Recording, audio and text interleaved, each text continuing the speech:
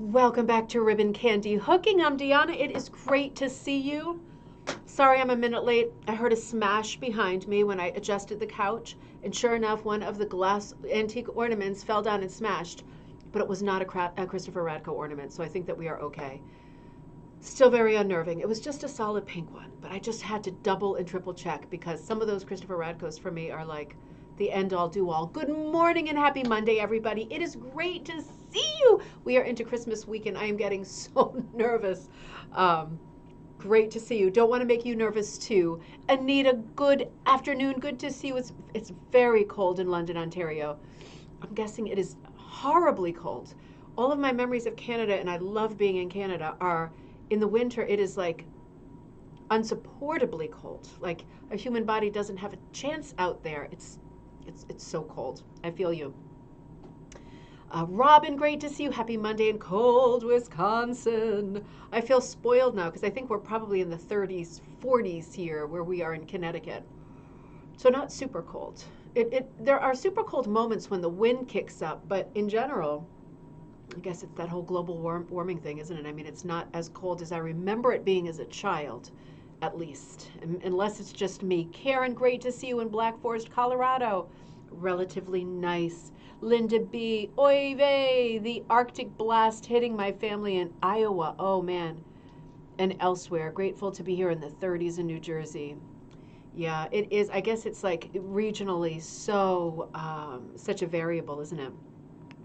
Crazy. Joy, good to see you in Port Charlotte, Florida. Dave, good to see you in Toronto. Sharon in Vancouver. How cold is it in Canada? I mean, I know it's a huge country in different parts, but you are like in the zeros at this point, right? I mean, you must be in the zeros because it's December. That just seems so impossible to me because even in the 30s, like it's cold, right? It's just a question of what you're used to, isn't it? Oh dear. Crystal, good to see you. We can't seem to get our temps to consistently dip below freezing. Oh, interesting. Very unusual for Nova Scotia. It's a muddy season. Not a white, it's a muddy. Interesting. Isn't that interesting? I didn't, I thought it was a lot. I know where Linda Ann is. It's a lot colder, right? I don't know if Linda Ann is on. Candace, good to see you. Good morning. That's so funny. It's muddy. It's muddy. I mean, does that mean that some things are like freezing and then thawing and then the mud is like reactivated like lava and it's like, gosh, it's so weird, isn't it? The temperature is just a frightening subject all around. Lisa, good to see you. Good morning. 5 degrees colder than normal on the West Coast. You know, it's so funny because I remember from being a tour guide, reading a lot, for different tours, particularly like for the Yellowstone tour. I remember reading that historically it had snowed every day of the year it's one year or another in Yellowstone Park. And it just reminded me, different conversation now, right? With like the news and facts being what they are. But it just reminded me that going back in time, it is such a grab bag from year to year historically I'm not saying that there is not global warming. I'm just saying I forget myself that going back in time, there are years that are insanely mild historically, going back hundreds of years, and others that are frigid and abnormally cold, and that variety isn't something new, but is always interesting to look back on. And I know we did this conversation all the time when I lived in the Netherlands, because the weather in the Netherlands, in my opinion, and I think truly is the worst in the world, because they're under so many different weather systems where they geographically, and as a result, my memory of living there for 10 years was that it rains by far most days, if only for part of the day. Much more like rainfall than like the UK, than Seattle, than all the places that we go, oh, rainiest place on earth. No, Netherlands, definitely Netherlands. But I remember this conversation every year with like family and friends of saying, God, it's so rainy this year, or it's like so extra crappy and cold this year. And it would always be like, well, and it would always be some superlative, like this is the most rainy season since 1931. Or this, it's not really snow over there. So it was more like the conversation about rain and somehow justifying that every year it rained like almost every day. But then trying to prove the point, like, Miracle on 34th Street style, prove the point that like indeed it was the most rain, and then the next year there would be even more rain, and it would be like, well, Most rain since 1919. Those conversations triggered me so much because it's like, how about we face the facts? It rains every day, and life is difficult as a result of this incredible weather. Oh dear. Well, we're all getting slammed with things from different angles. Not surprising. 'Tis the season. I'm in a little bit of a scramble. Just working on projects. Some orders came in, so I was real happy. I just put out this morning. We posted it last night, but this morning I just shared in our Facebook group the new Design Like class, which should be super, super, super, super fun.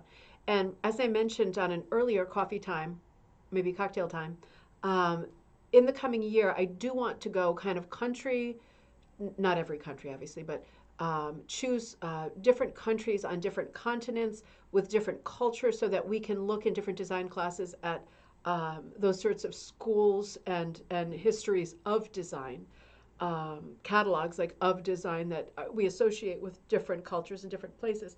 And so the first one we're going to start with is Celtic. And I ended up calling the class Designing Like the Book of Kells just because I thought it sort of had the most connotation. But at the same time, only part of the class is going to be about illumination because we will be looking at the Book of Kells. What was it called? The Dark Hours, I think, is a more stunning medieval illumination book. We're going to be looking at medieval illumination for a portion of the class, which will include like medieval bestiary. A lot of people love those kinds of sort of fantasy animals that come out of the Celtic School of Design, and they are glorious. And I want to also, because it's the new year and there are so many new year traditions, Celtic traditions, I want to look a little bit at their folklore. You know, they have this great history of like banshees and fairies and leprechauns. I want to look a little bit at that because I can see like future designing, new year designing, that kind of spiritual, superstitious crossover in that culture that is so sort of rife for designing and imagery and storytelling.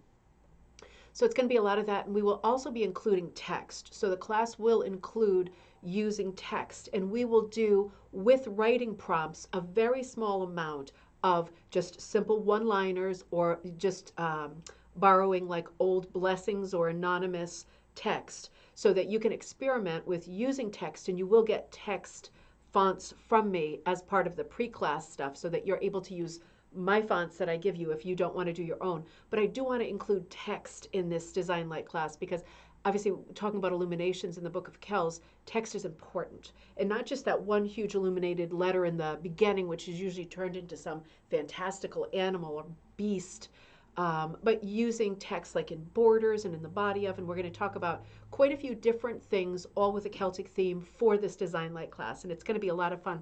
I also wanted to update you and let you know I talked to Pierre again, and the gallery show, not the Van Gogh, that's all set for the 28th of January. Rugs are coming in fantastic. More on that. You can download the image of the Van Gogh chair or submit any Van Gogh image that you want, but I will be there on the 28th giving that talk, and that show will go up at that point. The other gallery show that I mentioned on Friday, I've got to put a post up in our Facebook group. If you're new to us, our Facebook group is Rug Hooking and Punch Needle Club, and it's a super large group where we're closing in on 12,000. We've got like less than 200 people, and we get on average about 50 a day. So it's just a matter of days before we hit 12,000, which will be the largest rug group, which is exciting. Which I think it already is. It's definitely the largest rug group in this country. No, you know what? I checked last weekend. We are the largest rug group. But still, hitting 12,000 is exciting. So, and I have very little to do with that. That's you. I'm just one person that's in that group. But that's a lot of fun. So I'm going to have to post, but that gallery show will be April. So we gain a few weeks there. And the theme of the gallery show, if you'd like to submit something or be in touch, we'll talk about it more, is, and I came up with this. So if anyone's to blame and if it doesn't seem like a good idea, that's on me. Why is the thing not plugged in? Oh, because it's not plugged in, right? I'm looking at the thing and going, why is it going to shut down? Okay, Mama. Oh, Mama. Hold on one second. Yeah, there we go. Okay. What's wrong with me? So April, and the theme is storytelling, and I chose that because I feel like most rugs fall into the category of storytelling, unless you're just doing like a pattern of like a basket of flowers or a vase or something like that. It's probably a storytelling rug. And if you do your own designs, it's definitely a storytelling rug. So anything that you would like to submit to that show, just let me know at ribboncandyhooking@gmail.com, or through our Facebook group, or through the YouTube channel. Leave a comment. I try to catch the comments, but there's often a lot, and it's a little bit busy right now. So let me know, because anything that you have that you think fits that format, I would love to have it and hang it in that show. It is a big deal. It's a big deal. So it'll be a lot of fun. This will be like the first all rug show around here. Pierre had the rug show a month ago, and that was half rug, half quilt. This is like an all rug show. This is a big deal. We don't see all rug shows. Like, we just don't see them anymore. So it's a big deal, and I'm really excited. I've been working on a couple of things. Jacob isn't here this morning. He's going to be in at 3, but he was working on, he designed his 2 cats, right? I hope it's okay that I show this, but I'm sure that the recipient of the cats is not watching the show. So I've been working on these, and we've both been working on these, and I did a video that I've yet to post, and this is not ready yet, but this is one of the cats we were working on that is a super fluffy fluffernutter cat, right? Really long hair gray, with a little bit of like apricot trims and stuff in the little ears and stuff, one little shot of apricot here, but you can see how fluffy and dense this rug is. It's got some body lines in here, right? This is almost like Waldoboro, but it's not. I hooked this with chenille yarn. So look out for the video on this a little bit later today. I have it ready. I just got to do the thumbnail. And there are areas around like the hips and stuff here, right, that I've hooked with just wool and not this novelty yarn. And you can see I'm just going to go in there like crazy and be cutting away, carving Waldoboro style to get the tail lines and stuff to pop. But the cat himself is looking super three-dimensional and fantastic, if I do say so myself. And I was working on this right before the show too. This is the other cat, and I'm just trying to get the color straight on this, but I feel like he is another. I mean, it looks exactly like the 2 cats that we're meaning for it to look like. So this is kind of exciting because, yeah, it looks exactly like this cat. You know, I'm not good at doing realistic stuff, and I'm not a particularly good hooker. So when something comes out really good, I think, mwah, mwah, which is not very often at all.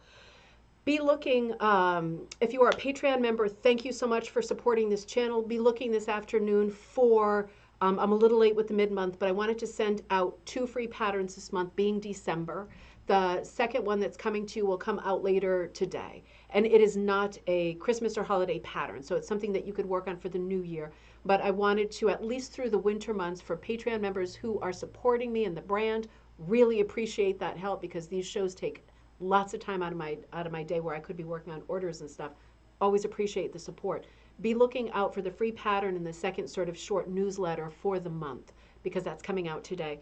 Also be looking out later today for, right after the show actually, I'm just working on the image for it, a second class that'll come out probably the very end of December, and then again at the end of January. I might run the monthly.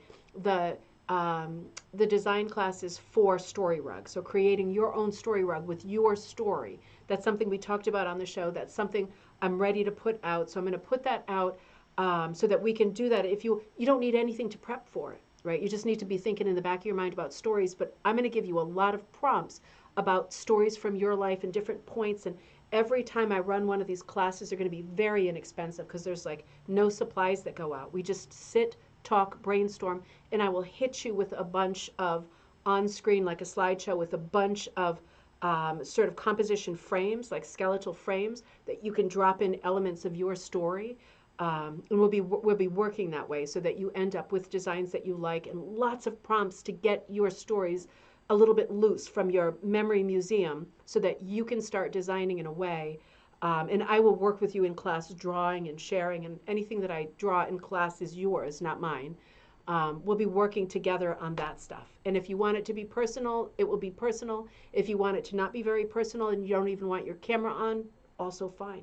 So I want to work on that too, because that gallery show is coming up in April. And if you want to submit things, you want to get stuff hooked, you can get something hooked between now and April without a doubt. I'm going to put my dumpster fire in. Okay. So let's get going on looking at the rest of this stellar, oh, Candace, woohoo, story. Oh, I'm so excited too. Oh, Beverly, good to see you. And Suze, good to see you. Thanks, Lisa. Thanks, Joy. I love them too. Thank you, Robin.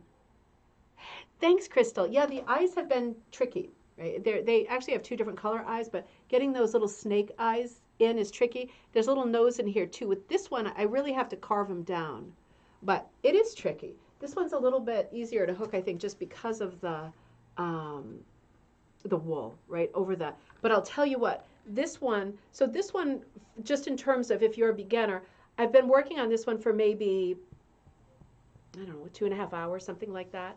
We got some good shadows and stuff going. A lot of the time with this one is looking at the photo, right? I look at the photo for 2/3 of the time and hook 1/3, just because I'm trying to be really careful. This one hooked up, this whole cat, I think so far has taken 2 hours, if that. Just because the chenille yarn is so, and it has like the secondary, this is the back, it has the secondary yarn going through, so there's like puffs, tiny puffs of apricot. Can you see the little tiny tufts? I worked that in after the fact, but when you're working with a yarn that's that thick, it hooks up so fast, right? It hooks up a treat. So be looking for that video later too, because if you like working with novelty yarns, you want to do anything with animals or like faux fur, these yarns are amazing for that. And I'll show you all the labels and stuff in the video I already recorded. So where we left off last week, we were looking at the amazing article about Judy Songa, Family and Home Rugs, ATHA region number 9. It was a series of rugs that were very personal. That's when we got talking about dumpster fire and talking about very personal rugs, very story-driven rugs. And I think we left off, I think we left off with Linda Peets of Needville, Texas, another ATHA region number 9. It's a good region, right? A lot of talent right there. And we looked at these 2 rugs. I have them in the slideshow too. Houses that had house stories, right? 2 of the houses that Linda had lived in. I'm sorry. And, you know, there were little stories on the front lawn. Remember, little possum and skunk and things happening. So it wasn't just like the portrait of a house, the landscape of a house, which is also a story, but the interactions with animals and the idea that perhaps there were backstories there that were interesting. And I think, here we left off at Kaufman's Farm. That was it, Kaufman's Farm. I think this is the last one we saw. So let's find that in the slideshow, and let's come to our next point of reference, which, yes, okay, I know exactly where we are. Let's come back together here. Oops, sorry about that. What's going on there? Who knows? Honestly, who knows? That's worrying. All right, let's get rid of that and come here. Why is everything sideways? Huh. Streamlabs, are you having fun with me this morning? I'm going to switch this while we're on air. These were not sideways last week when we looked at them, because surely we would have noticed, right?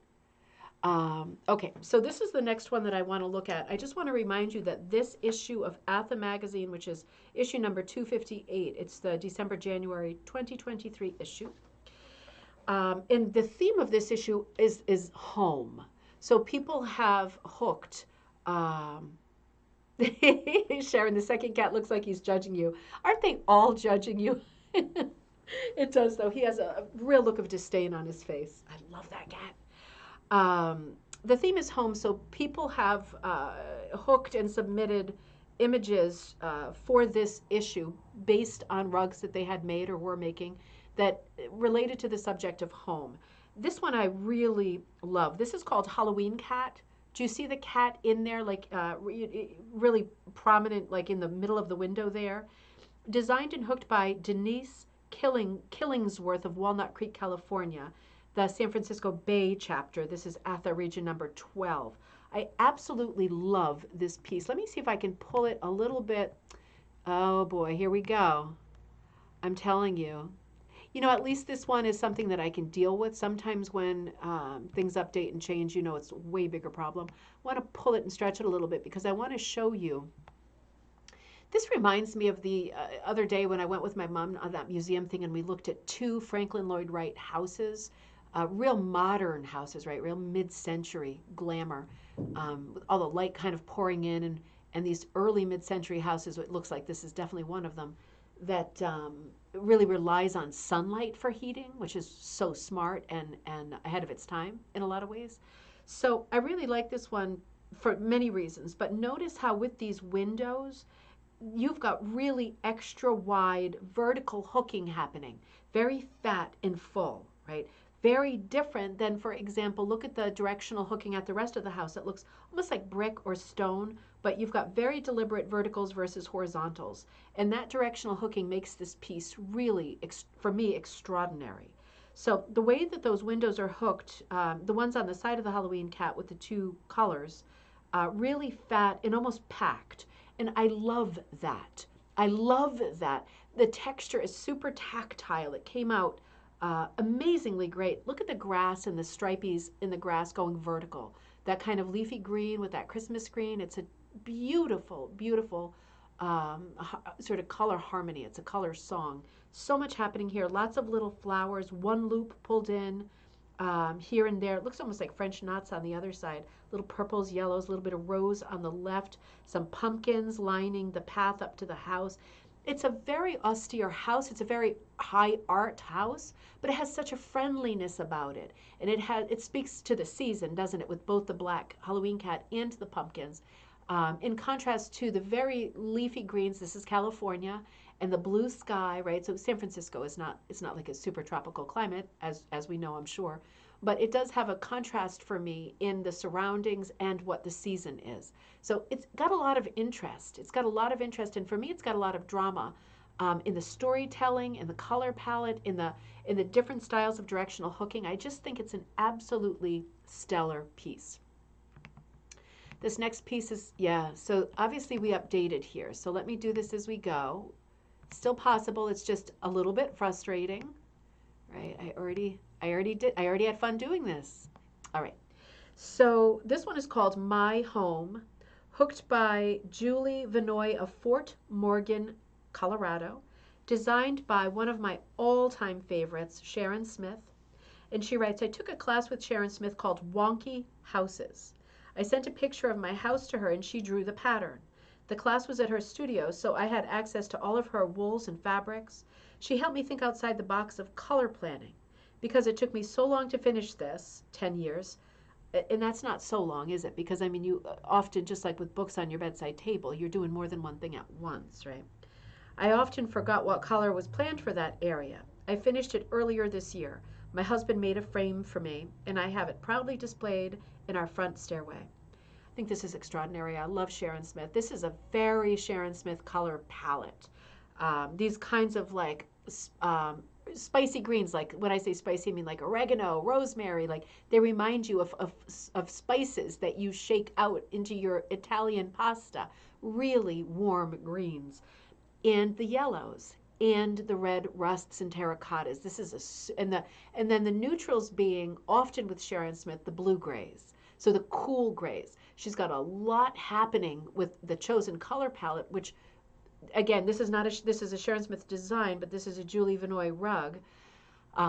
It's a very Sharon color palette with the warm greens, yellows, and reds, terracottas, and always those cool neutrals. She always pulls back, takes her foot off the gas with the neutrals and gives us cool neutrals.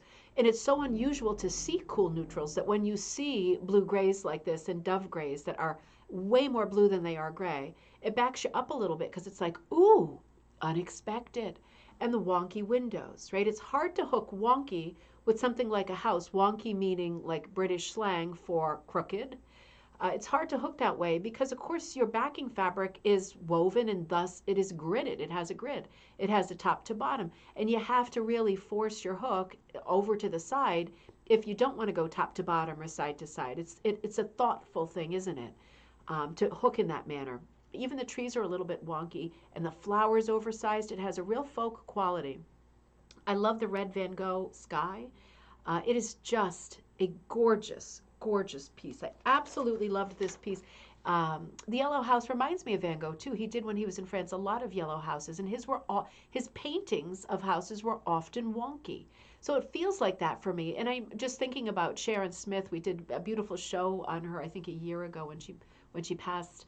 I'm thinking about her work and all of the travel stuff that she did, travel images like the Eiffel Tower. And a lot of that work is wonky. It's one of her signature things. And it is a very Van Gogh thing when I'm thinking of it. This really brought me there. But thinking about her, Eiffel Tower as well. It does have that Van Gogh feel. It's it's it's tipsy, right? It's tipsy. Wonky's a good word for it too. Let me see what's next. Oh, okay. So I'm going to leave this one. This one is right side up. This is by my very good friend Mary Jo Taylor of Northwest Folk Design. We did look at this rug lovingly again about a year ago, maybe less, when I did a whole episode. It was a cocktail night that you could search for on Mary Jo Taylor. It's Marijo Taylor, Northwest Folk Design. There's a whole episode on her rugs, and she collaborated with me on the content of that episode because she does such storytelling. All of her rugs revolve around stories. So she really is, for me, in rug hooking, the ultimate storyteller. I'll just read you the beginning of this article, Mary Jo's ATHA chapter number 11. The neighborhood was the name I finally settled upon for this rug almost 15 years ago. Looking at it now, I think I could have named it Jack and the Beanstalk.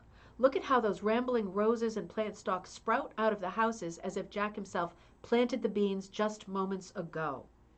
Often with my designs, many seemingly random events or experiences align, and voila, a theme emerges. Here are the factors that came into play. She says, I wanted to hook a large rug. This is 35 by 52. I wanted to commemorate all the houses that I've lived in during my lifetime. Now that's a hell of a good theme for a storytelling rug, isn't it? I mean, maybe you haven't lived in tons of houses, then that wouldn't resonate with you as much. But if you have, or different countries, that's a great kicking off point, isn't it? You can really get some mileage with a theme like that because you already have a known commodity, and that's the houses, the way that they looked, right? So this is a great idea for this. Number 3 for Mary Jo was it was summer, and the deep red roses, the ones that have reverted back to their rootstock, were arching 15 feet or more towards the heavens, buds bursting in their glory. So she wanted to capture that as well. This is a beautiful article. I'm not going to read the whole thing, but it's 3 pages with lots of close-ups of this beautiful primitive rug by Mary Jo, The Neighborhood. And again, if you like this rug, search for the whole episode on Mary Jo, on this YouTube channel, Ribbon Candy Hooking, because it really was, I felt, one of the great episodes. Who knows why some of these are tipped and some of them aren't, right? Oh, eternal mysteries of the internet.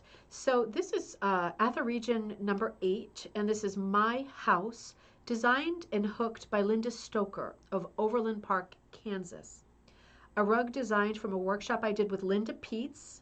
Now, we just saw the Linda Peets houses. I breezed over them at the beginning, but we looked at them on the Wednesday episode, the 2 that had like the possum, the skunk, right, the peacock, like all of these different characters out on the lawn. That's Linda Peets.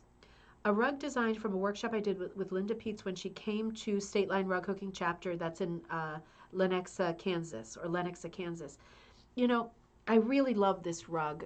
There's a lot of rugs in this issue of Homes, as you can imagine. This one really stands out to me. For so many reasons, it's so different. There's a quality of light here that is remarkable. It looks like a number 8 cut. It looks like a primitive cut. It's a substantially wide cut, and it has some folk aspects. Like, I mean, sunflowers grow high, but the sunflowers are very dominant. It has some folk aspects which to me are almost photographic. The haziness of the roof, right, with the tweed fabric or the patterned wool that's been used. The handling of the trees almost feels like a reflection on a lake, right? Those layers of colors just going in turns from mossy green to darker green to muddy green. Exciting. The lawn also very distinct, very high contrast layers of individual wool strips just running in what almost feels like a hit or miss fashion, but it can't be, right? Because it takes your eye to the distance. It takes it past the sunflowers. And this is an extraordinary piece for me because of the play of color. I know that I could not do this at this point in my hooking career. The sky feels hazy, the roof feels hazy, the siding, the wood paneling or shingling of the house, not shingling is the wrong word, you know, there's the clapboards or whatever they're called. The wood strips are so distinct and different, light, dark, tweedy, solid, so much variety. It has a slightly both out of focus and photographic quality to it. And it's, to me, it's magical. It's almost like I'm looking at this house in the morning mist. It's all misty. And I'm seeing through this filter of magic. I don't know how it was done. I'm just looking at the different technical aspects of it because those things I can identify. But I think this rug for me is more like a recipe. You know what goes into it, but the final product is magic and unique. And I don't know that you could apply the principles of using patterned wool intermittently on the house, on the roof, in the sky, on the grass, and expect to get the same result with a different project. I really think this is alchemy of the best kind. I also love the very solid little fence out front, little abbreviated fence, the very solid path going up to the adjunct to the house, the garage or the breezeway or whatever it is over on the left. But I think it's extraordinary. The amount of detail and thought in the building parts of it where the colors are layered versus the blocky, more primitive parts of it, like the clunky windows, the path and the fence, the outline of the door frame. It's an extraordinary contrast. And again, the word recipe just keeps coming up in my mind because I don't know how it's done. It's extraordinary. It's a beautiful, beautiful, for me, very haunting piece. These are colors I don't go to, and I can't imagine it being done in any other colors. That light color behind the house adds to that misty, magical, early morning quality. It's like a haunting thing. The trees are done extremely well. And I think the whole thing is done extremely well. It was just such an unusual piece. So much happening in this one image. You gotta be kidding me. I'm not going to give too many shout outs to the program because you never know, they might ban me from it or something, but it is frustrating that some of the slides reverted to their original forms and others didn't. I guess I should just be thankful for the ones that didn't, right, and shut my garbage hole. So this is another lovely piece. If you had to, Dave, shout out the name of a movie that this reminds you of, shout it out. This piece is called Doylestown Houses, that's not a clue, hooked by Nancy Hodges of Overland Park, also Overland Park, Kansas, State Line Rug Hookers chapter. The design is by Betty Coleman. It was a project pattern in a book called Hooked Rugs by Ann Davis and Emma Tennant. I love Emma Tennant, the British rug hooker. I think we've covered both this book and done a side episode on Emma Tennant because she is extraordinary. This is on Rug Warp 16 by 41. Number 3 through number 6 cuts, and it's done with yarn, nylon, pot holder loops. That's something I have to do a video on because I do that sometimes and I haven't addressed that yet. Polyester fleece. Let's come and talk for a second. No, Dave, it could be. It could be. Now that you say that, it has that too. I was thinking of one that has both Christmas and Halloween scenes. Let's talk for a minute about the materials that she's used. What she hasn't used is wool strips. Oh, no, she has. No, she has. The number 3 to number 6. But she's also used yarn. Oh, so not nylons, but nylon pot holder loops. So let's talk about this for a second. And I should do a video on pot holder loops because this is a fun subject. I'm a real pig with pot holder loops. There's a few companies that have them. I'm trying to think of the one I order from the most. They do these. I can see the bag. It has a yellow clown on it, I think. It might come to me in the middle of the episode. It is hard to find any kind of pot holder loops. They are on Amazon, and you can get them in either solid colors cotton, which is the easiest way to find them, or nylon. The nylon ones are very hard to find because I'm not sure if they make them in nylon anymore. So you tend to find them more vintage on eBay, the nylon pot holder loops. You can just cut them and hook them like that, right? I cut them. You could hook them whole like a ring of calamari, but I cut them just to make them go a little further. I love the way the edges look, the tails look when they come up. It's got a lot of play, right? Because they're so springy, whether it's the cotton ones or the nylon ones. They also make nylon, I'm sorry, they also make cotton ones that are all heathered and patterned. I have those too. I'll show those to you on the next, maybe not because I'll be at my mom's. I'll make a video because they are so much fun to play with. It is a great find to use pot holder loops. It's one of the many materials that's ready for you, and they come in bags that are already mixed colors. So when you find them, it's so exciting because it's almost like made for hit or miss. I'm going to do a video on that later. Yes, that's it, Dave. Meet me in St. Louis. That's what I was thinking of, just because this main street is so da da da da da da da da dee dee dee dee dee. I mean, it's such a great movie, and you get this panned out view of the main street so often. What really gets me is the ice truck, because remember in the movie Tootie's riding, is it with the Iceman? She's riding on a wagon with one of the men who come up and down the street with a wagon trade. It might be the Iceman, but she very comfortably sits next to him on the wagon and starts singing Meet Me in St. Louis as they ride off together, much to the aggravation of the father, who's very sick of the song. I really love this piece. And she wrote, I really enjoyed working on this pattern, although I got stuck several times and had to set the rug aside until I figured out what was wrong. Houses are often home over the years to many different families, and the way houses look may change as the occupants change. Yet some remain through the years. Some changes remain through the years. I made a few changes to this pattern along the way as well. I added a second story to one house and substituted an entirely different house for another.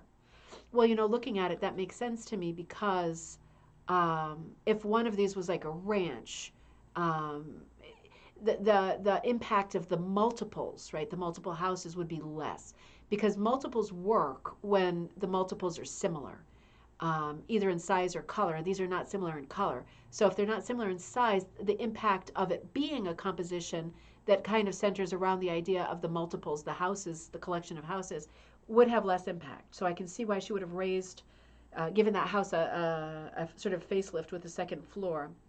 She said, I also added a girl looking out the attic window of the fifth house, perhaps a ghost of the past who previously lived there, or a little girl staying inside because she's sick. Oh, I see. Okay. I can't really see that in the picture. It must be the house on the far right. I see like a dot of color in there. To add some life to my street, I added other elements. I picked the year 1910. Now, when was the Louisiana State Exposition? When was the expo that in Meet Me in St. Louis? Was that 1910, 1911? I feel like it was right in there. As a theme for my rug, a year of transition from the horse and buggy to the automobile. Oh, that's interesting. I added antique street lights, a Model T Ford, a horse pulling an ice wagon, and a little girl playing in her front yard. I also made both the rug and the front yards larger and included a stone sidewalk with grass growing between the stones. Oh, isn't that neat? I love hearing about all those little touches. That really is neat, isn't it? Isn't that funny? Isn't that funny? I like all those little touches. Makes me think of the song Old Apartment. Oh, God, I don't know that song, Dave. Who sings that song? That sounds like a goodie. Oh, I like that a lot. And one of the haunting things for me with looking at this image, it's such a beautiful image. It's such a moment in time. But I feel like, at least around here where I live in Connecticut, when you see expanses like this, like an extension of a main street, right, moving away from the village green or where the shops are, at least around here, more often than not, you see these beautiful old houses and they're super run down.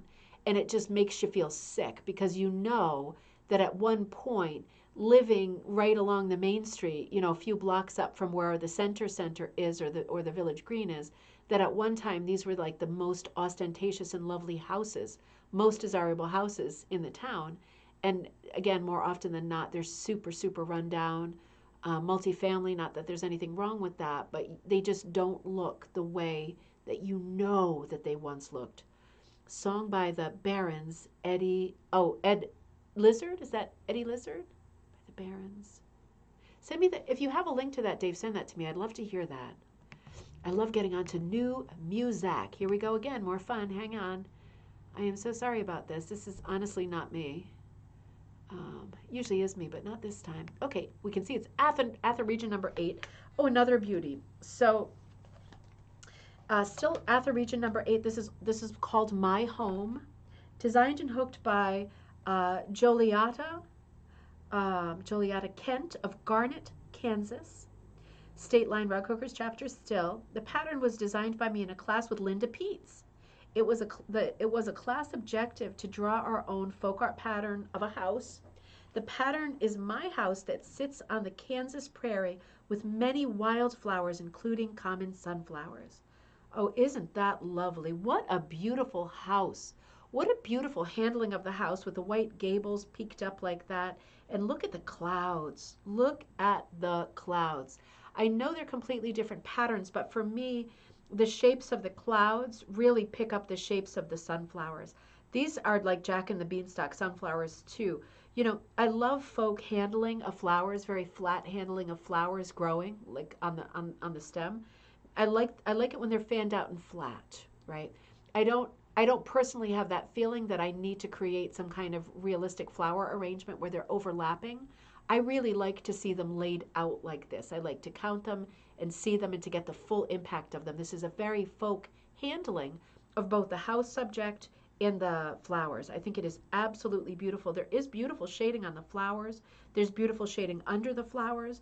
There's a lot of variety in the brown background, and it's beautifully whipped. It's just an absolutely gorgeous image.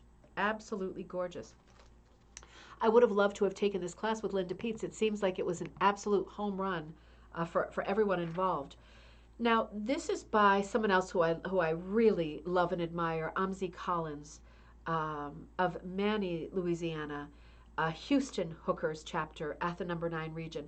And this is a full blast article called Magdalena's Chair Pad, referencing, of course, Magdalena E.B. Briner, who we talk about often. And this is one of her really iconic looking horse shapes, right? So, but absolutely different colors. This for me is much more of a sort of Native American color palette with the turquoise, the very sandy background, the browns, the striations in the background are very, very graphic. Whereas Magdalena would do a lot of striation in the background, probably because she kept running out of colors. This seems much more deliberate to me. This has a very, very Native American feel to it. Maybe it's just me. I won't read the article. The article's here, and it is a lovely article. But just the idea of making this Magdalena chair pad using an image that we so often associate with a very different color palette, for me, this was very exciting to find. And I was happy to see it as a feature and not just a fleeting image of a rug. Let me reorient this for us. This might be my favorite image in this issue. Something about this image just gets me in a huge way. It has such a 1920s feel to it. I think a lot of that is the white, the usage of white, the white outlining with the dove gray. This is another feature. Well, it's a page feature. It's Paula's Homes, ATHA number 1 region. Oh, okay, so this is My Real and Imaginary Homes, hooked by Paula Morrison she's from Cape Cod, East Orleans, Massachusetts. So I'm going to read it. It's only a couple of paragraphs. I absolutely love this. I don't know what it is. I hope that the monitor is working well color-wise, because the house looks like a very kind of mauve-y gray, right? Like an antique mauve, really headed toward gray, but very rosy. And the garden, right? The garden with using accents of white and light and sand and like an almost ghostly white pink. So much interest. That sort of overgrown kind of wildflower garden. Also the wreath on the door and the hanging flowers, or hanging at least baskets. Oh God, it's so good to me. There aren't real extremes of color here. There is white, but there's a lot of neutral, and most of the color is in that flower bed. There is the little black dog on the bottom left that looks like a little black poodle maybe. She wrote, "The gray house with red shutters is a real home that I truly loved. It was our home in Silver Spring, Maryland, where our kids grew up and where we had many wonderful times. I think Roz Logston made the pattern from a photo." The pink houses, okay, are in my dream. Okay, so this is the real house that she's lived in. And then she gives, oh, I just hate to click away from this because I just love it so much. And then she gives us, okay, I didn't photograph, hold on, let's stay here. And I'm going to come back here. I didn't photograph the second image because this is the article, Paula's Homes. This is the house we just looked at. And this is the house that I should have photographed and didn't. But I just want to read about it. Hold on a second. This is going to be the imaginary house part of it. So these two houses side by side. Lock that into your memory. The pink houses are in my dreams and are my own design. Kind of a juxtaposition of old house and renovated one. The rug was originally just going to be a big blue door, but as with so many hookings, it just kind of grew. And you cannot have a house without a big poodle. So here's the poodle again right here. And that reminds me of that book I was trying to think of ages ago when we were talking about Peyton Place and Valley of the Dolls and that era of houses. I'm never going to think of the name of the writer. Something, oh, come on. Valley of the Dolls, Suzanne. I know you'll help me. But the book that I loved more than like Valley of the Dolls was about her black poodle. It wasn't a standard like this one. It was a mini black poodle. And I think it was called, oh, I lost it again. Good Night, Josephine. I think it was called Good Night, Josephine. That drove me crazy because I mentioned it not that long ago and I couldn't get there in my memory. Big surprise, right? So, oops, wait a minute. Let me get out of there. So this is another one that I looked at. This is another ATHA Chapter 1. Old Red House, designed and hooked by Sally Booty of Old Saybrook, Connecticut. That's one of my favorite towns around here. It's 29.5 by 20.25, mostly 6 cuts, wool strips and yarn. And she writes, in the early 2000s, I used to do a lot of sketching. I found the sketchbook and I decided to hook some of the drawings. Isn't that wonderful? I would love to find an old sketchbook and start hooking stuff up. I started with a wicker chair. That was, oh, okay, so she's going to be describing the different cells in this composition. That was fun. So next I did the couch and the lamp, and I decided to hook more sketches from the book and make it into a wall hanging. The house was made from an 8-car garage oh man, do I love this. An 8-car garage in 1950. It was a summer house in a community in Old Saybrook. It is on a golf course, and golf balls would frequently hit the house. In 2017, my nephew, who owned it then, tore it down and built a year-round home. Oh no! I miss the old red house. However, my nephew and his family are enjoying their new red house. It still makes me very sad. April says, oh, thank you, Dave. Jacqueline Suzanne, that's it. Thank you. Thank you. And April says, oh, I have a little black poodle, best little dog ever. I will have to check. You will have to check that out, April. I think it's called Good Night, Josephine, or something Josephine. But Josephine is the little black poodle, and it's like a Travels with Charlie kind of. It's 1950s. It's super stylish, super Breakfast at Tiffany's. It has that great flair. It might be 1960s, but it's got that great stylish flair. It's such a funny book. I really love this piece. I love how she found the old sketchbook and just started to go cell by cell. Hey, what a great idea for a composition, right? This is something we can talk about in the storytelling class, breaking something up in this way. Do you need to find your old sketchbook to do this? Of course not. We can make it work. It's a great idea and a beautiful rug. This is another beautiful rug called My Home, hooked by Rosemary Kircher of Nixa, Montana. I wanted to hook the house I had designed when we built it. I sent a picture to Tricia Travis, who drew up a pattern for me. I know and hooked with Tricia when I lived in San Antonio. Now, this is another one. You will love it, April. It is so good. It is so cute too. It's not heavy like there's no like Valley of the Dolls aspects to it. It's more like Breakfast at Tiffany's than it is Valley of the Dolls. This one reminds me of the house we were talking about, just the way that it's hooked, with all of the haziness, the sort of mist. I think part of that is the color is the very old house, right, against like this misty light ground, and these really wintry colors being employed as opposed to like very spring colors and bright colors.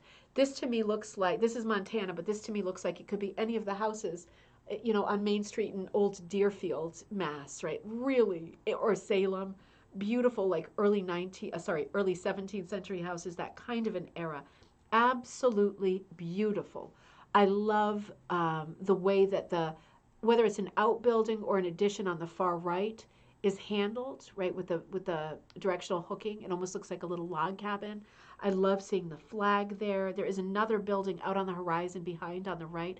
I love the outcroppings of rock. It looks like rock leading up to the door. I love houses that look like Salem houses like this. Even it looks like there's one of those things on the roof above the door that holds the snow back, so that you don't have it dropping on your head, or the rain when you're standing there frantically with your key trying to get in. It is just so, so lovely. It looks like there are some kinds of statues right in front also. I love this so much. I love this so much. It is just amazingly hooked. Look at the shape of the leaves, and the way that the lights are playing and sticking to the leaves, right? It's a starting point. And they're swirling almost in a hit or miss style, but there certainly is a concentration of light around where the leaves are present. And I think it's extraordinary. It's just extraordinary. This to me looks like a super old home. If you look at the way the path is as well, um, it's just a gorgeous piece. It's an absolutely striking piece. And a lot of the colors are quite similar, aren't they? Like, you know, uh, in the ground, in the grass, the paths, the rocks, the changes of green, they are quite similar. And for me, that gives it this unique punch. This to me is perfection. This is my favorite school of hooking for sure. And it is not easy to hook in primitive style and to use like colors in a limited color palette and to get this kind of success. It's a great composition too, with the houses right out front the house, right, the trees making the Y shapes right in front of the house, and then one more kind of Y-shaped tree to the left. It's a great composition.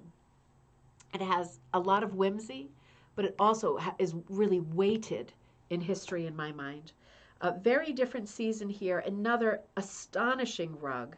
I think this issue for me has my favorite rugs that I've ever seen in ATHA. I have to say, Season of Blossoms. ATHA still region number 9. No, again, the last. Yeah, no, this is also 9. Sorry. Hooked by Sandra Kreiner, Kreiner, of Kerrville, Texas. Designed by Pearl McGowan. So that means that the pattern is available from Cushing. Just a beautiful house pattern. So this is a commercial pattern. If you look at the tree, it looks like there's some depth or height, maybe some yarn possibly hooked into the trees on the left. But what a sort of bounty of flowering trees here. A lot of lovely shading happening in the house. Doesn't have a size on it. I'm guessing it's a little on the small side because it just looks so difficult to hook. Beautiful peek through the trees, past the fence, of water in the distance with some sailboats. Just absolute personification of spring summer, isn't it? Everything is lush, everything is green, everything is flowering. It looks like there's a woman, possibly man, embracing under the gazebo behind that very filigree, lacy fence. I love the petals on the ground, the flowers on the ground. Looks like there's a child between the two tall trees on the left playing with a hoop.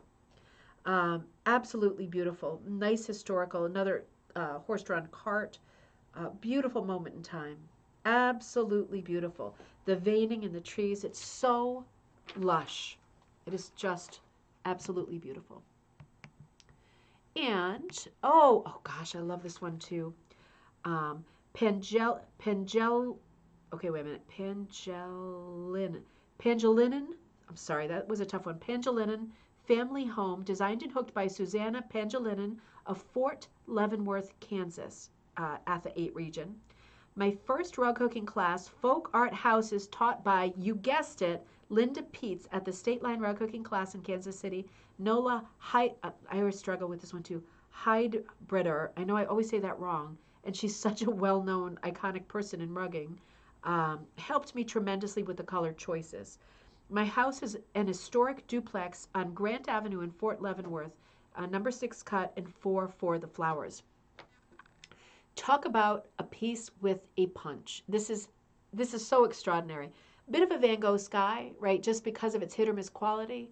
It is just so electric. It feels like the 4th of July up in the sky. I absolutely love this piece. I love the contrast of that wild sky. I love verandas too. Oh, Sharon, I hope I live in a house someday that has a veranda like this. Meet me in St. Louis. Right, all of the. Remember how we often say in coffee time, what happened to us as a culture when we left the front veranda where we could say hello to our neighbors and moved to the back patio so we didn't have to say hello to our neighbors? What is wrong with us? I love a good veranda, right? So cheerful. So much happening in the sky. It's such a celebratory sky in contrast to a very ordered, patterned brick house, right? So careful, the brickwork, almost photographic on the house, and then boom, this wild, electric Van Gogh firework sky is just crazy. A little bit of motion in the flags too. I love that. Very sort of lofty, breezy feel. I love the handling of the steps, the brown path, a little bit of shadow going up to the white stairs, and a little bit of shadow under the roof of the veranda. Beautiful flowers growing. You just want to walk up and sit. It is such an extraordinary piece. I hate to breeze through, but we're coming to the end of the episode, and I do have some stuff to do, so I don't want to go over too much. I want to hit on some that I loved. This is another one that I really loved. Tudor Among the Prairies. This is region number 7. Tudor Among the Prairies, meaning Tudor-style houses. This rug is 42.5 by 34, hooked using mostly 3 through 6 cuts. I designed it for a Pris Butler workshop, which was based on Charles Wysaki's artistic style. We talk about Wysaki a lot, don't we? This whole article is called Wanda's Houses by Wanda McKay in Ames, Iowa. It shows the previous house we built and its setting, including 3 areas of prairie my husband planted and 2 smaller ponds that he designed and put in. He also built the gazebo that you can see by the large pond at a former house, which he dismantled to move to this property. Oh, what heaven. I tried to include as many features of the property and things that I loved about living there as possible. Success, massive success, right? I mean, this is just extraordinary. Oh, I love this piece too. I love the height. I love the flat God's eye view. I love the tiers, right? The storytelling that goes from top to bottom. I love that bottom layer with all of those, what are those called, black-eyed daisies or black-eyed Susans or something? I'm not good with flowers. I still want to learn. But I love the storytelling going upward, right? You're telling the story of the house. Beautiful Tudor-style house set in among the prairies. Hold on just a second. I want to see if I have, yep, this is the second one in this article that I want to show. I'll probably end here. This is another one of Wanda's houses. And this is called Le Petit Chateau, hooked by Wanda McKay, designed by Karen Kahle, K-A-H-L-E. We'd recently been to France when I saw the pattern, so it definitely spoke to me. It's 38 by 27 and hooked in number 6 and number 8 cuts. Oh, snap. I just realized there was more. Yeah. To be continued. Hang on there. Anyway, Le Petit Chateau. So this is, for me, oh my gosh, this is just an over-the-top. I love this color palette. I love the grays. I love the dove grays. I love the roses that creep in and the rosy browns that creep in. It certainly has a French look, right? This looks like a lot of styles of French pottery, different color palette, right? It has a bit of a Quimper feel to it, but absolutely different color palette. Amazing use of white. It almost reminds me, you know, the pads you can buy from the craft store that are in like either gray or black paper. So you're starting with the reverse of what you would expect, and then you're using like light white pastels, light colors. This is what this reminds me of, like a pastel that started on dark paper, like heathery dark charcoal, rather than on white. I just love this. I love this so much.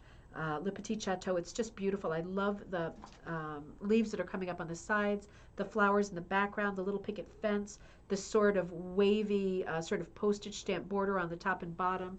It is an extraordinary, extraordinary piece. Now, the reason I hesitated for a second there was because I realized that we weren't, I was going to say good enough for this issue, but it's not good enough because I had not covered yet the Mr. Christmas. I'm just going to flash it. I'm going to loop that into gallery night on Friday night because I don't want to skip over this. And this is ATHA region number 3. And one of my favorite people, Colleen Tiefenthal, wrote this article, and some of my very favorite people hooked pieces that are in this. So I don't want to skip over that at all. So we're going to loop that in when we do gallery night on Friday. I can't bear to skip over that. There's so much. There's so much in this article of ATHA to love. So that's a to be continued too. Let me put it right in here so I don't forget to bring it because it's Christmas related and I don't want to miss that. So, hey, great to see you. Almost took the computer down there. Already broke an ornament. I'm on a roll today. It's unplugged again. Good Lord. Hits keep coming, Murphy. Keep hitting me. So I just want to remind you, the new Design Like class is out, Designing Like the Book of Kells. It's got a Celtic theme. It's going to be a lot of fun, very design driven. If you like, if you're Irish or you like Irish folklore, you like that style of design, you like medieval illumination, you like knot work, right? All of these things are going to come into play in this class. You like text. There's going to be a lot of different aspects to this. It's a real grab bag of a class with a Celtic theme. And I'm also putting up, as soon as we log off, the class for storytelling. So it's not a design like, but like helping you create your own storytelling rugs. That's coming up this afternoon too. So be looking for those two things. I am here. Yep, and I guess the next time I will see, I'll see you on Wednesday. It's Monday. What am I saying? I'll finish the article, the ATHA thing on Wednesday. What am I saying? I am so sorry. I will see you Wednesday. I'll see you again on Friday. But we will continue with ATHA on Wednesday. I'm such a ding-dong. I will see you then. If you want to send me anything for gallery night on Friday, ribboncandyhooking@gmail.com, go ahead and send it. Be brave. Just do it Nike style. I will see you on Wednesday for coffee time, noon Eastern Standard Time. Have it reminded you of the Madeline book. Absolutely. The littlest one was Madeline. I love those books. Oh, Sharon said, imagine having enough money to design your own house and grounds without regard to price. It would be nice. I imagine having enough money that I could buy a really old inn and operate it as an inn and year round have all kinds of rug hooking, braiding, rug making, art, design, all kinds of arts and crafts classes 52 weeks of the year and blasting it out for holidays, blasting it out for the 4 seasons, fireworks, Christmas trees, everything. That's what I've been thinking about a lot lately. Hey, Nancy, great to see you.